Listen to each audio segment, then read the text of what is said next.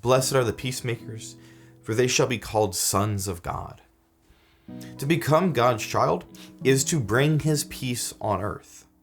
But just like being meek, let's not confuse peacemaking with being walked all over or avoiding confrontation. Rather, peace comes from union with God. And sometimes I have to confront myself. I have to just say to myself, stop sinning. Sometimes I have to say to the person in front of me whom I love, you've offended, you've hurt. Or I have to call someone out of that. But the peacemakers are the ones who seek union with God and seek to help others find that union with God. To establish God's peace is to establish relationship with him. And we become sons and daughters of God by sharing that reality. Peace is not the absence of fighting. Rather, peace is that kind of the eye of the storm.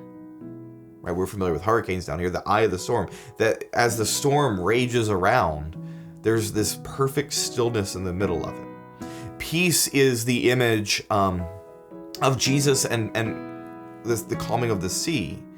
That in the middle of the storm, Jesus walks out on the water, and then Peter walks out on the water to Jesus.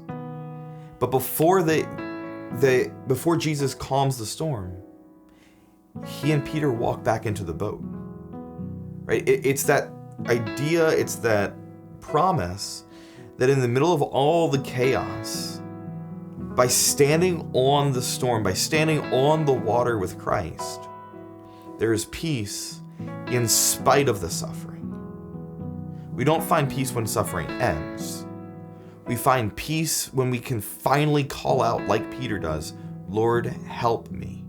And we allow the Lord in the middle of the storm to grab us by the forearm and pull us out of the water. In that brief moment of Christ and Peter standing on the water in the middle of the storm, that's the image of becoming a peacemaker. That we can be that for others. That in the middle of the storm and chaos revolving around people, we can enter into that pain or into that suffering or into that tension or anxiety or worry. We can enter into that moment in another person's life and bring God's peace by bringing union with God.